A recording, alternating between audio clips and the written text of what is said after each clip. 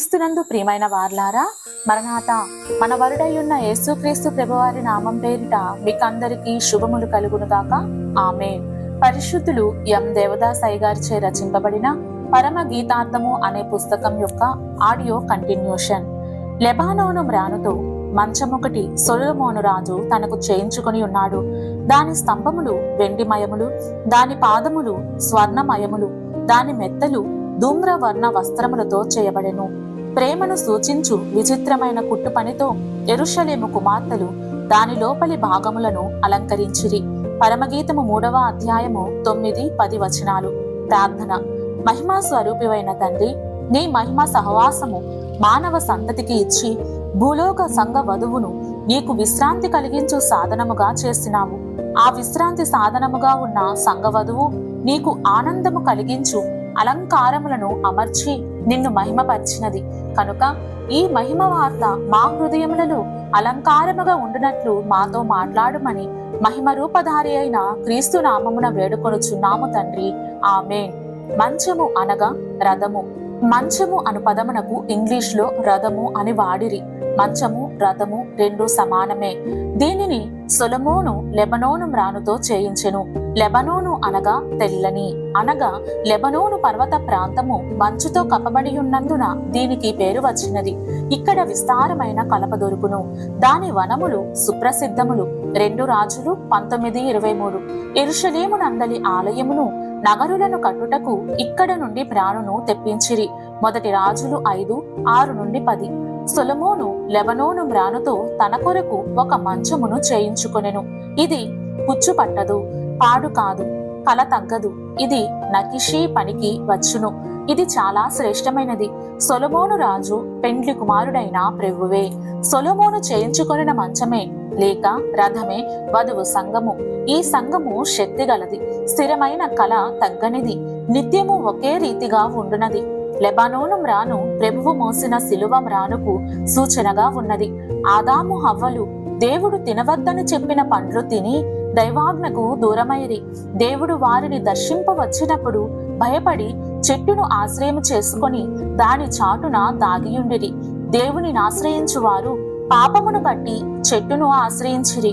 ఇప్పుడు దేవుడు వారి యొద్దకు వచ్చి చెట్టును ఆశ్రయం చేసుకొనిన వారిని మరలా దేవుని ఆశ్రయించుకొను వారినిగా చేయుటకు వారితో మాట్లాడెను. ఆదికాండం 3:15.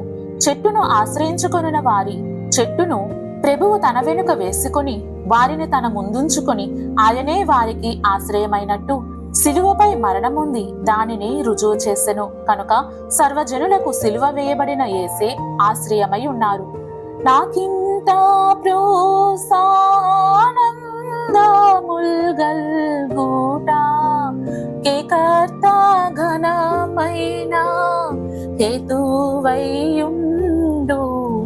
నాకు గలయున్నత కారణమే నాదుడగును నేను మురియు శ్రీకరం భగునామమేది సిల్వబడ్డ యేసుక్రీస్తే. తెలుగు క్రైస్తవ కీర్తనలు 62వ పాట.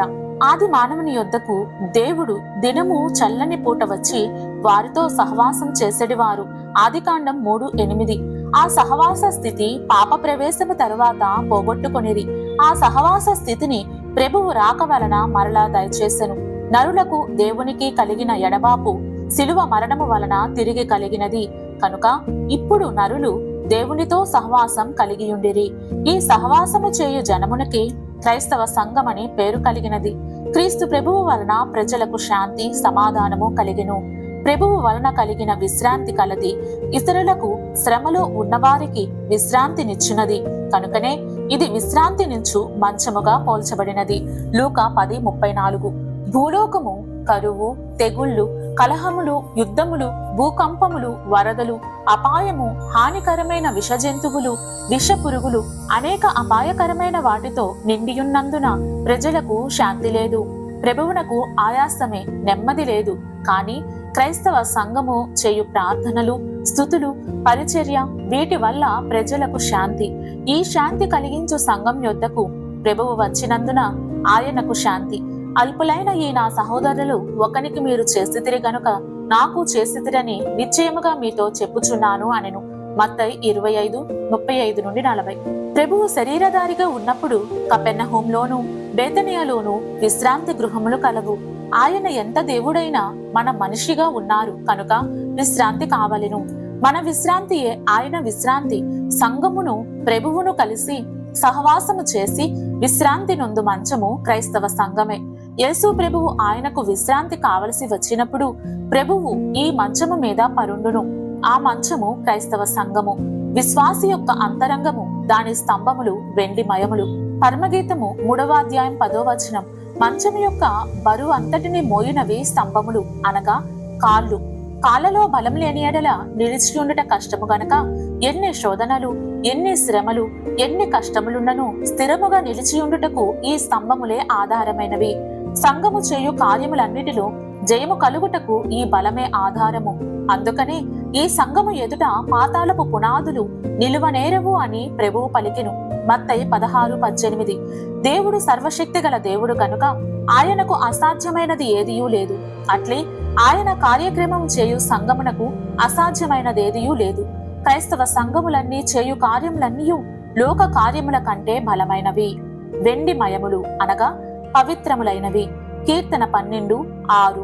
సంఘము ద్వారా జరుగు కార్యములన్నీ శక్తివంతమైనవి, పవిత్రమైనవి.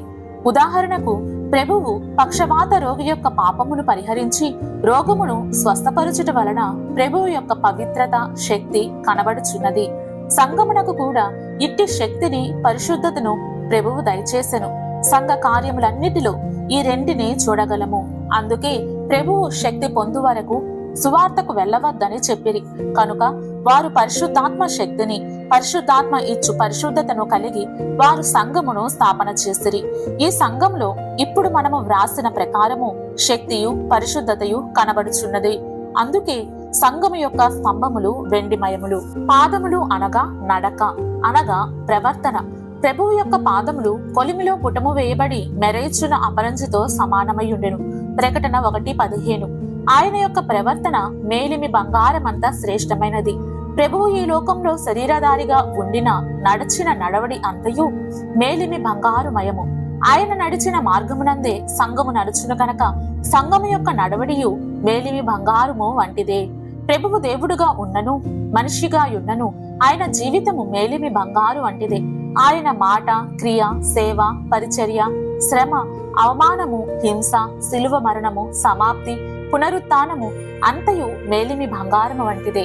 అట్లే ఆయనను అనుసరించి నడుచుచున్న క్రైస్తవ సంఘం యొక్క మాటలు, క్రియలు, సేవ, శ్రమ, అవమానము, తిరస్కారము, మరణము మేలిమి బంగారము వంటివి. సంఘము ఇహమందున్నను పరమందున్నను మేలిమి బంగారమే. క్రైస్తవ సంఘమునకు ఎన్ని శ్రమలున్నను అపరంజిని పోలిన పాదములు గల ప్రభువు పాదముల యొద్ద ఉండి ఆనందించుచున్నది. జీవితానుభవము కలిగి సువార్తను ప్రకటించు వారి పాదములు ఎంతో సుందరమైనవని ప్రభువు ఆనందించుచుండెను. మంచమయ్యున్న సంఘంలోనూ ఉన్న ప్రభువును చూచి సంఘము ఆనందించుచున్నది. ఈ మంచమయ్యున్న ఈ సంఘంలోనున్న ప్రభువు యొక్క సుందర రూపమును చూచి ప్రభువు ఆనందించుచుండెను. ప్రభువు సంఘములో నా రూపమున్నది కదా అని ప్రభువు సంతోషించుచుండెను. దాని మెత్తలు మంచము లెబనోను మ్రానుతో చేయబడినను వెండి బంగారు మయములైన స్తంభములు పాదములు కలదైనను దానిపై వేయబడు మెత్తలు అనగా పరుపులు వేయబడని ఎడల విశ్రాంతి నొందు వారికి ఏ హాయి నుండదు కనుక మెత్తలు ఉండవలెను. ఆ మెత్తలు ఆకర్షణీయముగా ఉండవలెను కనుక వాటికి ధూమ్ర వర్ణము గల వస్త్రముతో చేసిరి. ధూమ్ర వర్ణము అనగా ఒక విధమైన నీలము, ఎరుపు కలిసినది. మంచముపై హాయినిచ్చు మెత్తలు అనగా సంఘము ప్రభువునకు చేయు స్తుతులు. ఈ స్తుతులపై ప్రభువు ఆసీనుడగును. కీర్తన 22:3. స్తుతి దేవునికి మహిమ తెచ్చునది. స్తుతి విశ్వాసకి జయమును ఆనందమును ఇచ్చునది. ఇట్టి స్తుతులను మెత్తలతో సంగమను మంచము సిద్ధపరిచిరి. ప్రభువు తండ్రి చిత్తమును నెరవేర్చుటకు సర్వజనులను పాపము, శాపము, మరణము, నరకము నుండి విమోచించుటకు గాను ప్రభువు శిలువపై బలి అయి తన పావన రక్తమును చిందించెను. ఇది తండ్రికి అంగీకారమైనది. హెబ్రీ 5:7. అమూల్యమైన రక్తము చేత అనగా నిర్దోషమును నిష్కలంకమగు గొర్రెపిల్ల వంటి క్రీస్తు రక్తము చేత విమోచింపబడితురని మీరు ఎరుగుదురు కదా. 1 పేతురు 1:18-19. విమోచింపబడిన వారి నోట స్తుతి ఉన్నది.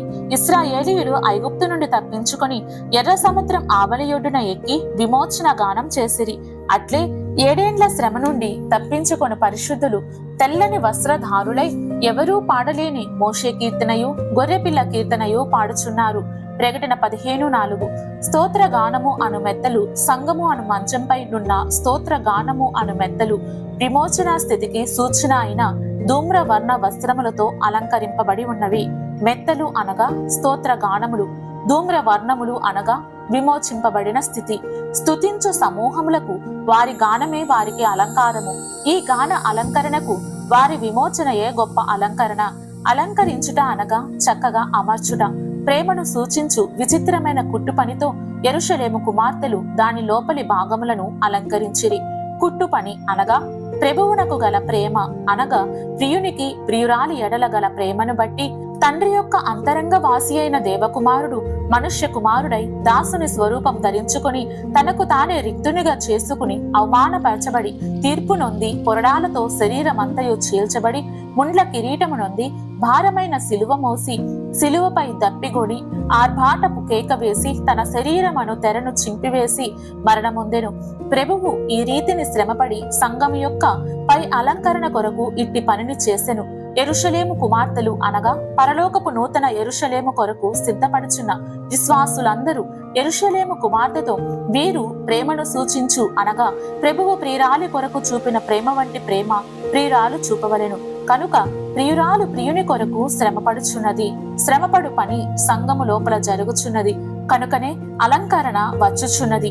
అనగా వస్త్రమును బాధ అయిన గాయమైనప్పటికీ పైన అలంకరణ అగపడుచున్నది. అట్లే విశ్వాసి మాటిమాటికి తన శరీరమునందు క్రీస్తు కొరకు పడుచున్న శ్రమ తన ఆత్మకు అలంకారమును కలిగించుచున్నది. క్రీస్తు నందున్న భక్తుల శ్రమంతా సంగమునకు అలంకారము. శ్రమలు ఉపకారం, శ్రమలే హారం, శ్రమలే ఆత్మకు శృంగారం. శ్రమల వల్లనే సకల స్వనీతి సమసిపోవునుగాన శ్రమల యందే సంతోషించుము. తెలుగు క్రైస్తవ కీర్తన 63.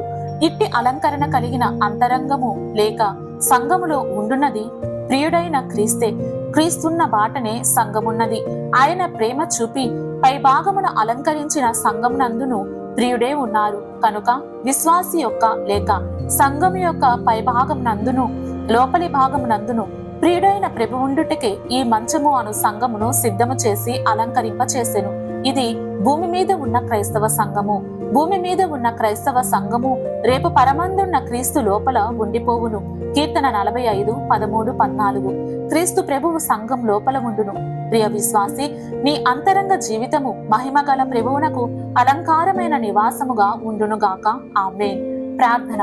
ప్రేమ స్వరూపువైన ప్రియ ప్రభువా, నీ ప్రేమ వల్ల క్రైస్తవ సంఘమునకు మహిమగల అలంకరణ కలిగినది కనుక నీ ప్రేమను బట్టి మా అంతరంగ జీవితమును నీకు ఆనందము కలిగించు నివాసమై ఉండునట్లు నన్ను మమ్మును సిద్ధపరచుము. నీవు నా కొరకు పడిన శ్రమలో నీ ప్రేమ రూపము కనబడుచున్నది. నేను నీ కొరకు శ్రమపడి నీయందు నాకు గల ప్రేమ రూపమును కనబరుచు దీవెన దయచేయమని వధువు సంఘమునకు విచిత్ర రూపమునిచ్చిన విభుడైన క్రీస్తు నామమున వేడుకొనుచున్నాము తండ్రి. ఆమేన్. మంచము లెబనోను మ్రాను అనగా సిలువ మ్రాను వంటిది, అనగా పాడు కానిది, బలము కానిది. అట్లే క్రైస్తవ సంఘము విశ్వాసము ప్రభువునందు పాడు కాని బలమైనది. వెండి అనగా పరిశుద్ధ జీవితమును చూపునది. దాని స్తంభములు అనగా సిద్ధముగా నిలిచియుండుటకు పరిశుద్ధ జీవితము గల సంఘము స్థిరముగా నిలిచి కనబడును. పాదములు అనగా ప్రభువు నడవడి బంగారము వంటి మంచి ప్రవర్తనను, మంచి సువార్త సేవను చూపునది. ఇట్టి స్థితి గల సంఘము. మెత్తలు అనగా ప్రభువుపై ప్రేమ గల అంతరంగములు. వస్త్రములు అనగా యెషయా 61:3 అనేక రకములైన స్తుతులతో అలంకరింపబడిన స్తుతి వస్త్రము. ఎరుపు, నీలము, ధూమ్రవర్ణము అనగా ఎరుపు ప్రభువు రక్తము వలన కలిగిన విమోచన. ఆ రక్తము వలన పెండ్లి కుమార్తె యొక్క అనుభవ రూపము చూపును. నీలము అనగా దేవుని దివ్య లక్షణ రూపమును చూపును. లోపల కుట్టు పని అనగా ప్రియురాలు ప్రియుని కొరకు అనుభవించిన ప్రేమ వల్ల కలిగిన అనుభవ అలంకరణ. బంగారు బుట్టా పని అనగా కీర్తన 45:17. ఇట్టి స్థితులన్నిటిని చూపు సంఘమును మంచము వలన ప్రియుడైన ప్రభువుకెంత విశ్రాంతి, సంతోషము. హల్లెలూయా. మరణాత.